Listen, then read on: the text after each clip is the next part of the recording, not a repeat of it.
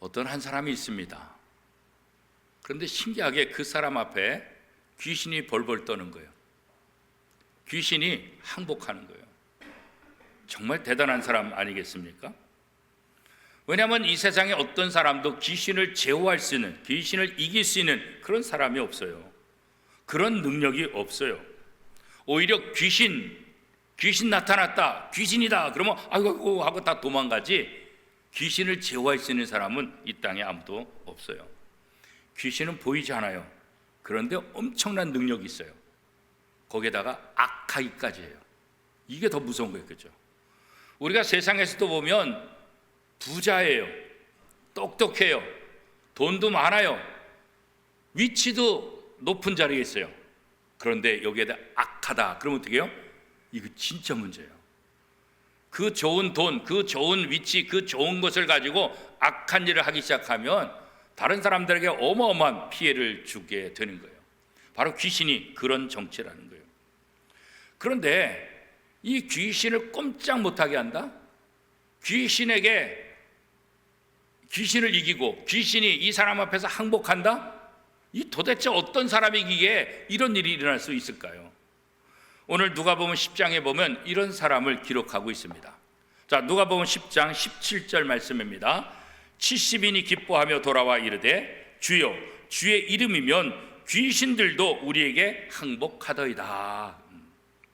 예수님께서 파송한 70인들이 전도를 하고 돌아와서 기쁨으로 예수님 앞에 보고하는 내용, 그 내용 중에 하나예요. 그런데 귀신들이 우리에게 항복하더이다. 귀신을 두려워했는데, 귀신을 무서워했는데 나가서 예수 이름으로 말하니까 귀신이 우리에게 쩔쩔매고 귀신이 우리에게 항복했습니다. 너무 흥분한 거예요. 너무 좋은 거예요.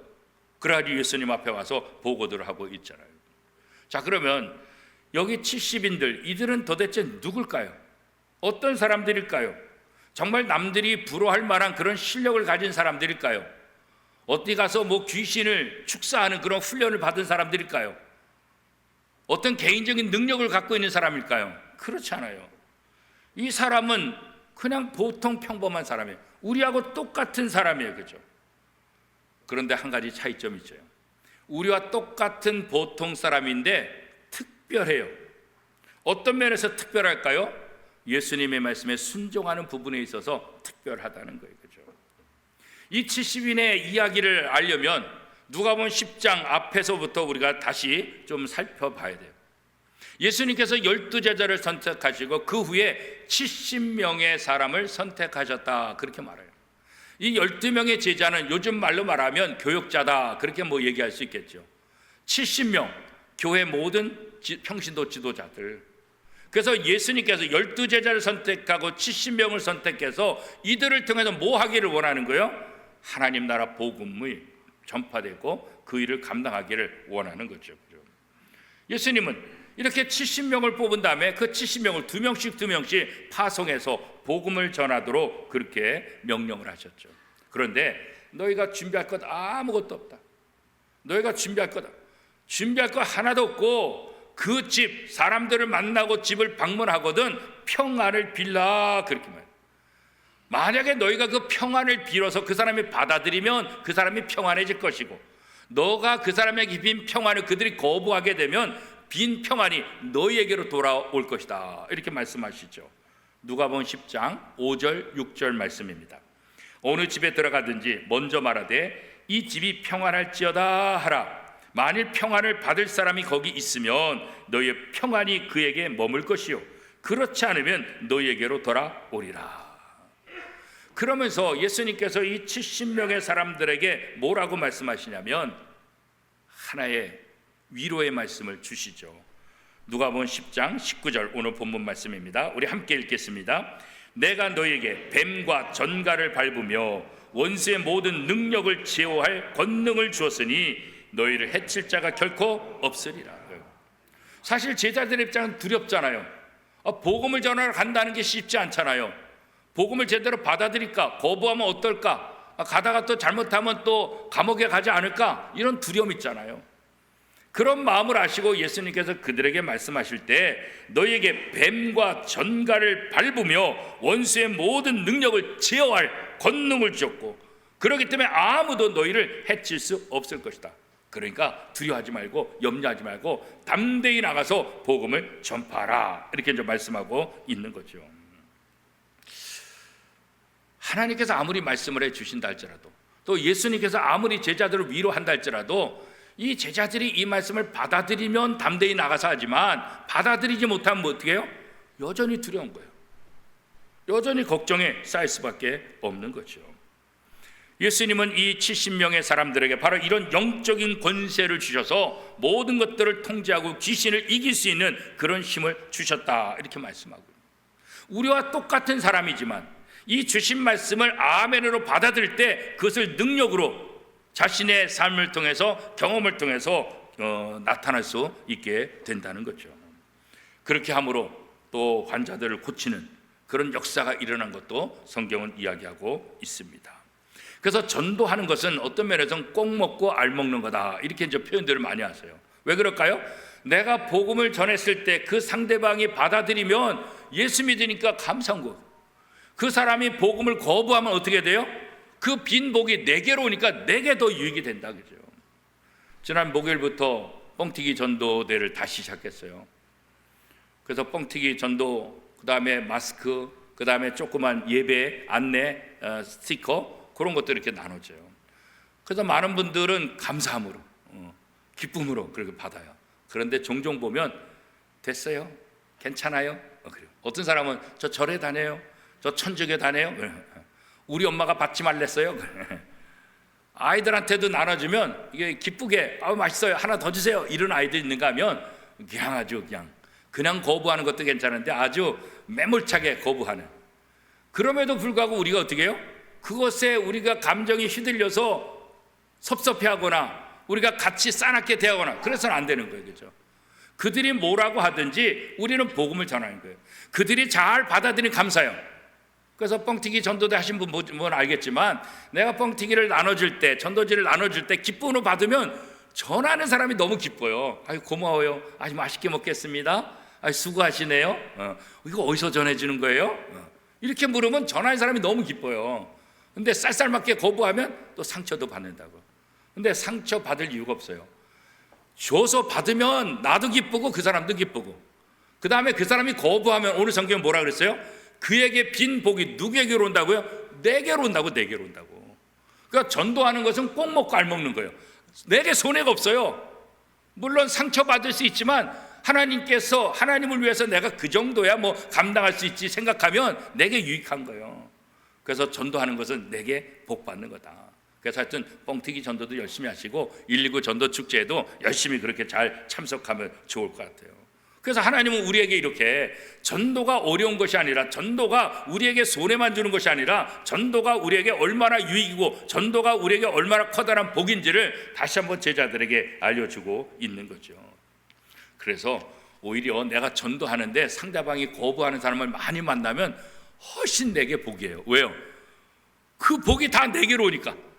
내가 복음 전해서 기쁘게 받아들인 사람만 만나면 그 사람한테 복이 되지만 하루 종일 반대하는 사람만 만났다 그럼 뭐예요? 그 사람에게 빈 복이 전부 다 나한테 오니까 하나님 오늘 거부하는 사람만 만나겠어요. 그래도 돼. 예?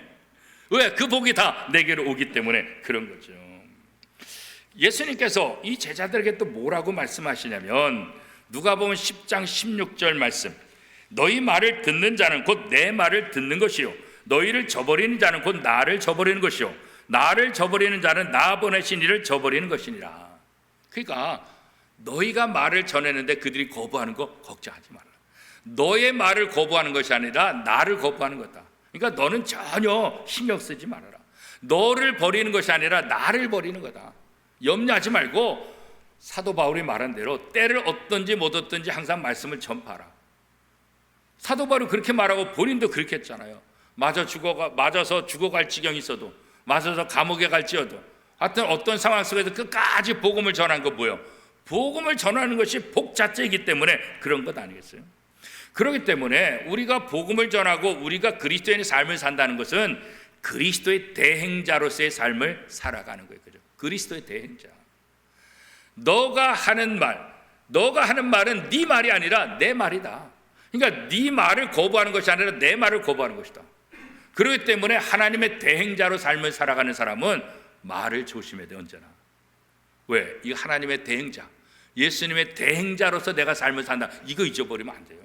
그래서 성경은 뭐라 그랬어요? 너의 착한 행실을 통해서 믿지 않는 자들이 하나님 아버지께 영광을 돌리게 하라. 믿지 않는 사람들, 불신자들은 교회가 뭔지, 신앙이 뭔지, 하나님이 뭔지 어떻게 알아요?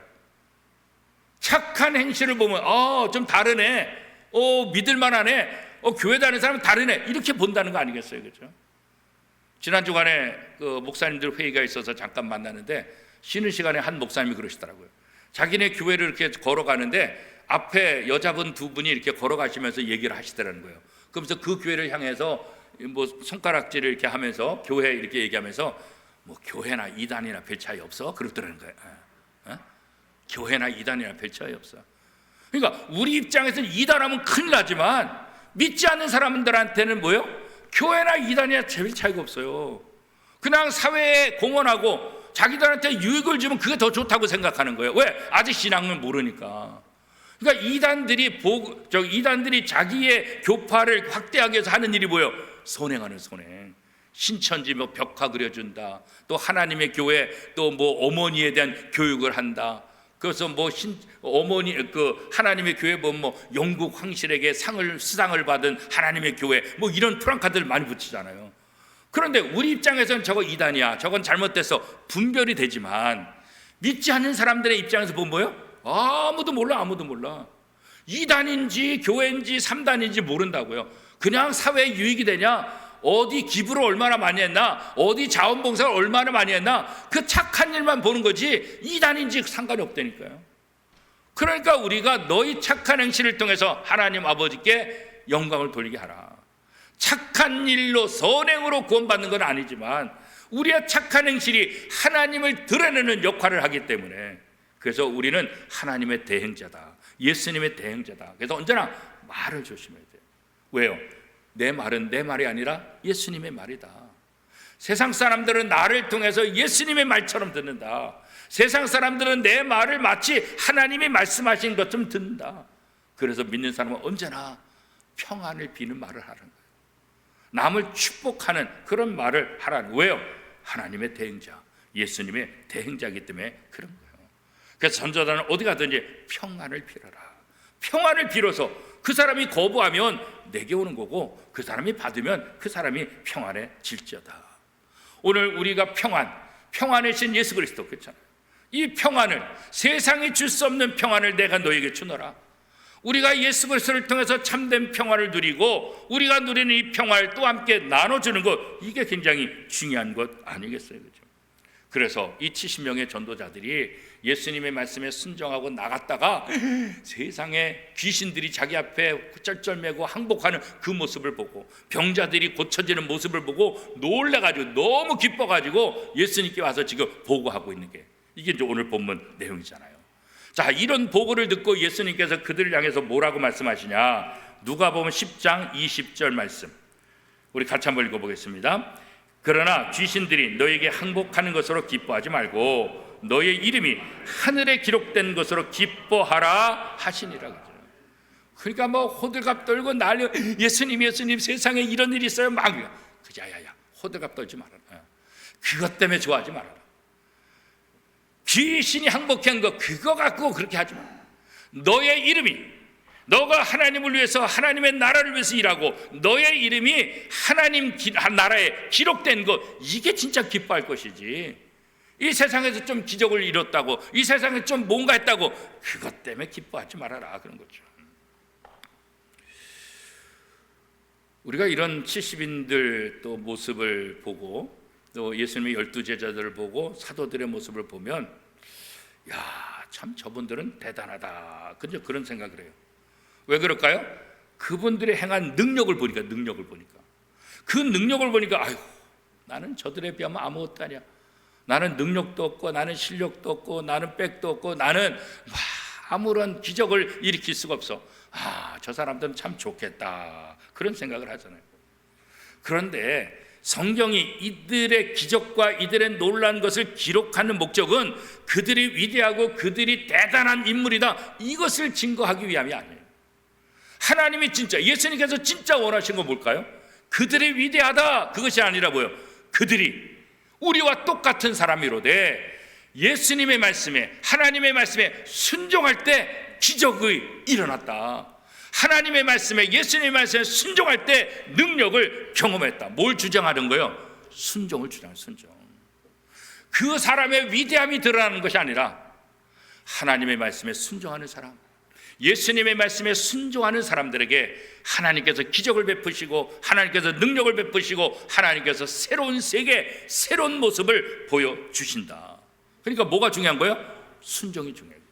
우리가 얼마나 똑똑하느냐, 우리가 얼마나 잘났느냐, 우리가 얼마나 괜찮으냐, 우리가 얼마나 훌륭을 받았냐, 우리가 얼마나 대단하냐, 이게 중요한 것이 아니라 내가 주님의 말씀에 순종하느냐. 그래서 성경은 뭐라고 말했어요? 순종이 제사보다 낫다 그랬잖아요. 하나님이 우리에게 가장 원하는 것은 바로 순종이라고요. 구약 성경 열왕기하 5장에 보면 그 당시 가장 강력한 나라, 그 나라가 아람인데 이 아람 왕의 군대 장관 나만 장군이 있어요. 이 나만 장군은 마치 골리앗처럼 그 당대에 가장 무서운 사람이에요. 가장 알려진 사람이에요. 그 사람의 용맹이 얼마나 대단한지 몰라요. 이스라엘도 나만 장군 그러면 벌벌 떠는 거예요. 주변 나라가 이 나만 장군 때문에 너무나 힘들어요. 그죠? 그런데 이 나만 장군이 어느 날 문둥병 들었어요. 문둥병자가 됐다. 그러니까 난리가 난 거예요. 지금이야 문둥병이 전염도 없고 지금이야 문둥병이 죽지도 않지만 과거에는 뭐야? 문둥병으로 전염되고 문둥병이 다 죽는 것으로 난리가 난 거죠. 아람 왕의 입장에서 큰 손실이잖아요. 정말 이 적군들과 싸울 때 최고의 힘을 발휘하고 용맹스러운 장군, 그 장군이 나병에 걸려서 죽는다? 이 소문이 퍼지면 다른 나라들이 또 전쟁에 휩싸이게 되고 이거 어떻게 될까? 얼마나 걱정이에요. 그렇죠? 나만 장군도 걱정이죠. 그때 이 나만 장군이 이스라엘과 전쟁하면서 포로로 데려온 여자아이가 있어요. 자기 부인의 시종드는 여자아이. 근데 그 여자아이가 자기의 주인을 보니까 이게 기가 막힌 거예요. 그래서 여주인에게 뭐라고 말하냐면 우리나라에 가면 살 수 있는데, 야 그게 무슨 소리냐. 그래서 우리나라에 가면 위대한 선지자 엘리사 선지자님이 있어요. 그 선지자한테 가면 금방 날 수 있어요. 이걸 얘기한 거예요. 그러니까 물에 빠진 사람 지푸라기라도 잡는다 그랬잖아요. 그러니까 아람 왕에게 얘기하고 아람 왕이 편지를 써서 이스라엘 왕한테 보낸 거예요. 지금 우리 나만 장군이 문둥병 걸렸는데 듣자 하니 당신의 나라에 엘리사라는 선지자가 있는데 그가 고칠 수 있다고 하니까 내가 편지를 통해서 보내주니까 즉시로 고쳐줘라. 이렇게 이제 편지를 보낸 거예요. 이 편지를 받은 이스라엘 왕은 깜짝 놀란 거예요. 아니 문둥병자를 누가 고쳐? 이걸 어떻게 고치란 말이야? 이 아람 왕이 이런 편지를 한 것은 분명히 이것은 우리에게 이런 트집을 잡아가지고 우리에게 전쟁해가지고 우리를 멸망시키려 한 것이다. 이렇게 받아들인 거예요. 그 막 걱정이 태산이에요. 야, 큰일 났다. 다 죽었다죠. 그 소식을 엘리사 선지자가 듣고 왕에게 얘기해요. 왕이요, 걱정하지 마세요. 나한테 보내세요.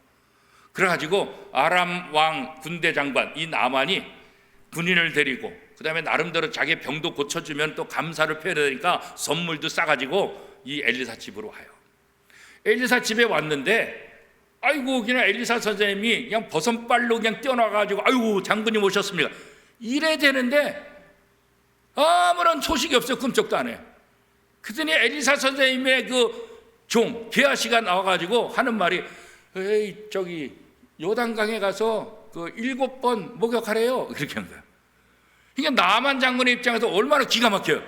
이런 내가 누군데, 내가 그래도 아람 왕의 군대 장관 이 장군인데 내 이름만 들면 다 벌벌 뜨는데 감히 나를 이렇게 무시해? 기분 나쁜 거예요.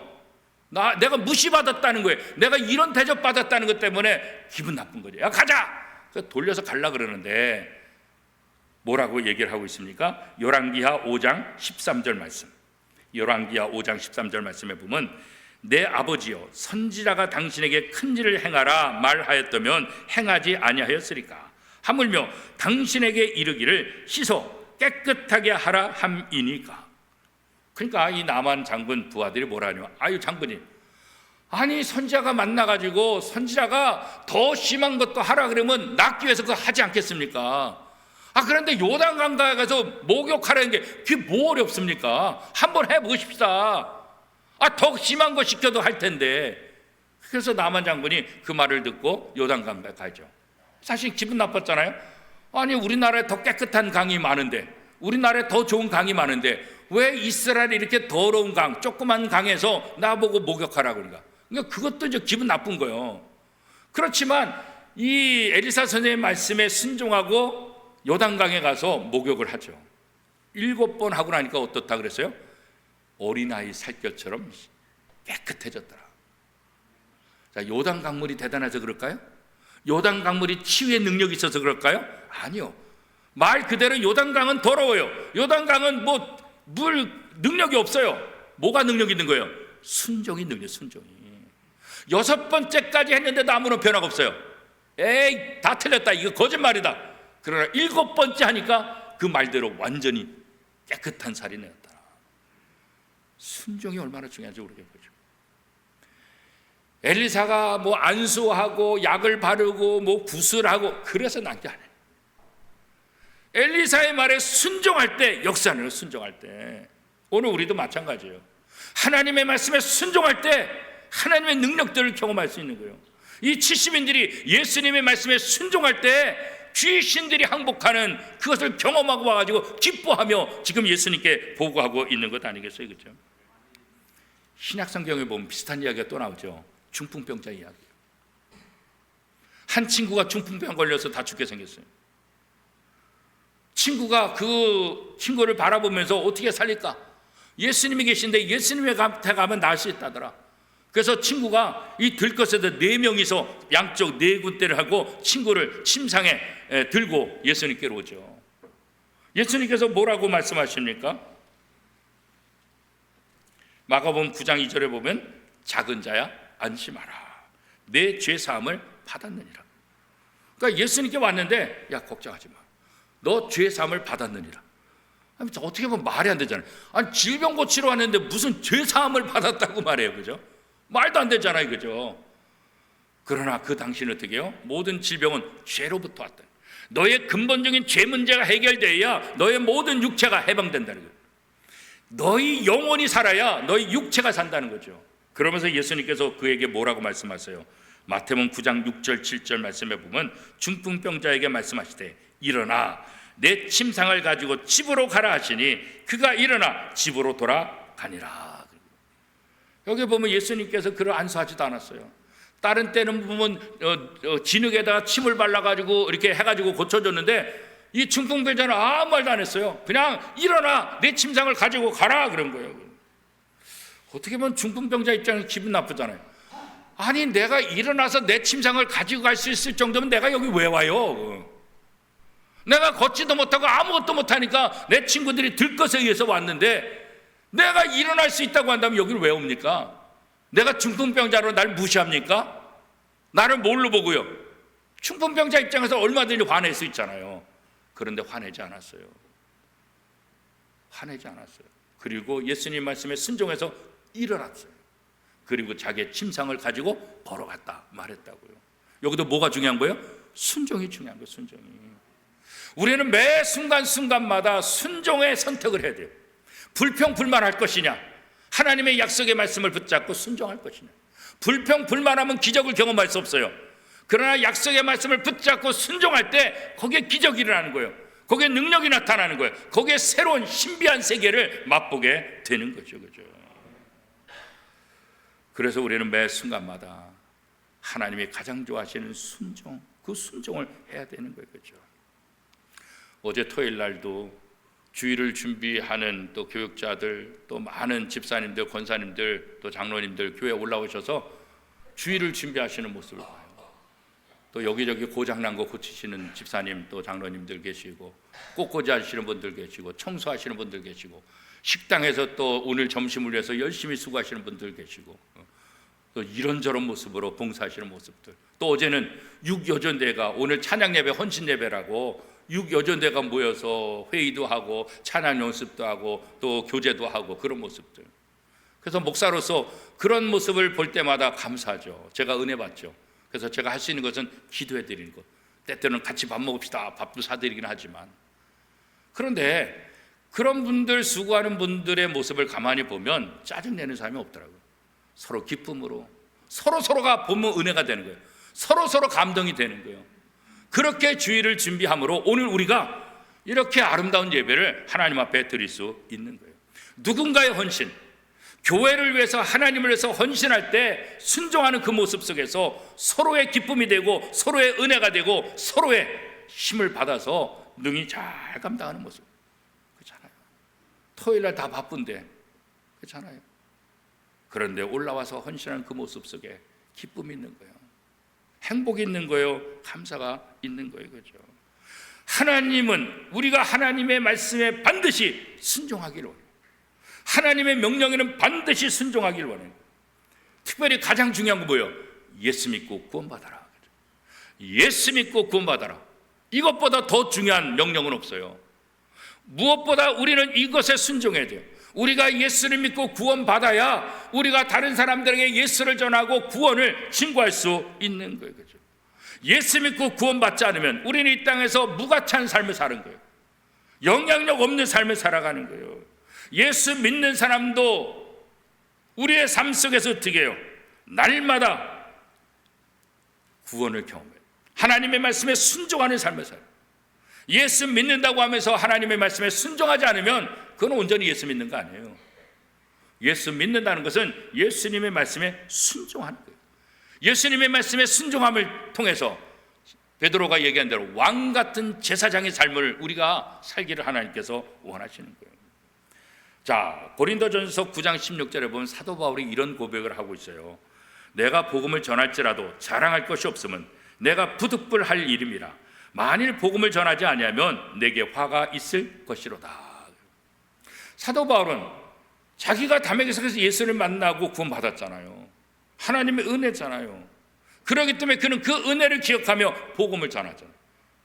때를 얻든지 못 얻든지 하나님의 말씀을 전파하는, 죽음의 지경까지 이랬을 때도 끝까지 복음을 전한 이 사도 바울의 모습. 그런데 왜 이렇게 해야 되냐? 사도 바울은 자신의 고백 속에서 뭐라고 얘기하는 거예요? 만일 내가 이 복음을 전하지 아니하면 내게 화가 있을 것이로다. 내가 예수 믿고 구원받았는데, 이 복음을 받았는데 나만 누리고 다른 사람에게 전하지 않을 때는 내게 화가 임할 것이다. 화가. 그래서 나는 때를 얻든지 못 얻든지 상관없이 날마다 내 생명이 위협하든지 위협하지 않든지 상관없이 나는 복음을 전한다. 그렇게 말씀하고 있는 거 아니겠어요? 손해보는 것, 그것 때문에 포기하지 않는 거예요. 그렇죠? 복음을 전하지 않으면 조금 손해본다, 이것이 아니라 화가 임한다. 화가 임한다. 우리가 복음을 전하지 않으면 세상 사람들이 어떻게 하나님을 알 수 있겠어요? 교회의 존재 목적은 바로 이 복음을 전하는 거예요. 예수 믿고 구원받아라. 이게 교회의 가장 중요한 목적이죠. 예수 믿고 구원받아라. 이것이 바로 성도들이 해야 될 가장 중요한 메시지고 가장 순종해야 될 명령 말씀 아니겠어요? 그렇죠? 내가 복음을 거부하면 나는 구원받을 수 없어요. 마찬가지요. 세상 사람들이 복음을 거부하면 구원받을 수 없다고. 그렇기 때문에 우리는 끊임없이 복음을 전파할 그런 사명이 우리에게 있다. 그런 거죠. 그래서 우리가 순종할 때 하나님께서는 우리가 능히 감당할 수 있는 지혜를 주시고 힘도 주시고 필요한 모든 은혜를 베풀어 주신다. 성경은 그렇게 말씀하고 있지 않아요? 우리가 순종하는 거, 이게 중요해요. 순종해 보면 그것이 쉬워지고 순종해 보면 그것에 또 다른 은혜가 넘쳐나게 된다는 거예요. 그래서 우리가 또 하나 중요한 것은 예배가 얼마나 소중해. 그죠? 예배가 소중하기 때문에 예배 빠지지 않잖아요. 이 예배가 뭐예요? 우리 주일이 뭐예요? 주님의 날이잖아요. 주님의 날이 뭐예요? 예수님이 부활하신 날이잖아요. 예수님께서 금요일 십자가에 못 박혀 돌아가시고 사흘 만에 부활하신 날, 그게 주일이잖아요. 그래서 예수님이 부활하신 날, 그것이 바로 주일이라고요. 그래서 우리는 안식일을 지키지 않고 이 주일을 지키잖아요. 이 주일은 뭐예요? 날마다 부활절을 경험하는 거예요. 1년에 한 번 있는 부활절이 아니라 주일은 날마다 작은 부활절이에요. 예수님께서 십자가에 못 박히셨다가 다시 살아나신 이 주님의 날, 우리는 이 날을 기억하고 예배 드리는 거예요. 세상에 다른 일이 중요하다 할지라도, 다른 약속이 있다 할지라도, 집안에 어떤 일이 있다 할지라도 그것의 소중함을 뺏기는 것이 아니라 이 예배가 얼마나 소중한지 알고 예배를 우선시하는 거예요. 예배보다 가정의 일이, 예배보다 직장의 일이, 예배보다 세상의 약속이 우선시 돼서는 안 된다는 거예요. 이 예배가 우리에게 얼마나 소중한지 그거 알아요. 이 예배를 통해서 하나님께 나오게 되면, 이 예배를 통해서 하나님의 말씀에 순종하게 되면 하나님께서는 우리들 각자에게 예배에 성공한 사람들에게 주시는 또 다른 복들을 우리에게 주시겠다, 그런 거죠. 그런데 우리가 예배를 선택하는 것처럼 우리 일상에서 우리가 하나님을 선택하냐 세상을 선택하냐, 그렇죠. 나의 영혼을 살리지 못하는 세상 것들을 선택한들 아무런 유익이 없다는 거죠. 하나님을 선택하게 되면 그 하나님의 도움을 우리가 받게 됩니다. 하나님의 풍성함을 경험하게 된다는 거죠. 70인의 성도들처럼 하나님의 말씀, 예수님의 말씀에 순종할 때 상상할 수 없는 기쁨과 능력을 경험한 것처럼 우리가 하나님을 선택하면, 우리가 하나님의 말씀을 선택하면, 우리가 예배를 선택하면 그것을 통해서 하나님께 주시는 복을 우리가 누리게 될 것이다. 그래서 여러분, 이제 다시 한번 결단해야 돼요. 나는 이제부터 예수 믿고 구원받는다. 예수 믿고 구원받는 그 삶을 내 가장 행복한, 내게 가장 가치 있는 삶이라고 생각한다. 어떤 상황이 있어도 나는 예수님의 말씀에, 하나님의 말씀에 순종하며 삶을 살겠다. 70명의 사람들이 누린 그 기쁨이 바로 나의 기쁨이 되게 하겠다. 그런 결단이 저와 여러분 속에 있기를 축복합니다. 우리가 이 땅의 삶을 살면서 가장 영광스러운 것은 하나님의 명령에 순종하는 거예요. 하나님의 명령에 순종하는 것, 이것보다 더 영광스러운 건 없다고요. 하나님의 명령에 순종할 때 우리는 하나님의 사람이 될 것이고 하나님의 능력을 경험할 것이고 하나님의 은혜와 사랑을 경험하게 될 거예요. 그래서 우리는 이제 외쳐야 돼요. 모든 사람들 세 가지 가장 중요한 명령. 첫 번째, 예수 믿고 구원받아라. 두 번째, 예수 믿고 구원받은 사람답게 살아라. 세 번째, 예수 믿고 구원받아라라고 다른 사람에게 외쳐야 된다. 전부 다 예수와 관련된 거예요. 전부 다 구원과 관련된 거예요. 먼저 내 자신 예수 믿고 구원받고, 그 다음에 내 자신 예수 믿고 구원받은 사람답게 삶을 살고, 그 다음에 예수 믿고 구원받아라고 다른 사람에게 전하는 삶. 이것이 바로 하나님께서 오늘 우리에게 주신 가장 중요한 사명이라고요. 이 사명에 순종할 때 우리는 70인들의 그 기쁨을 경험하게 될 것이고 하나님의 은혜를 경험할 것이고 하나님의 능력과 하나님께서 베풀을 새로운 신비한 힘과 은혜를 다시 한번 경험하게 될 것입니다. 70인들의 기쁨을 누리는 저와 여러분의 삶이 될 수 있기를 축복합니다. 오늘 주신 말씀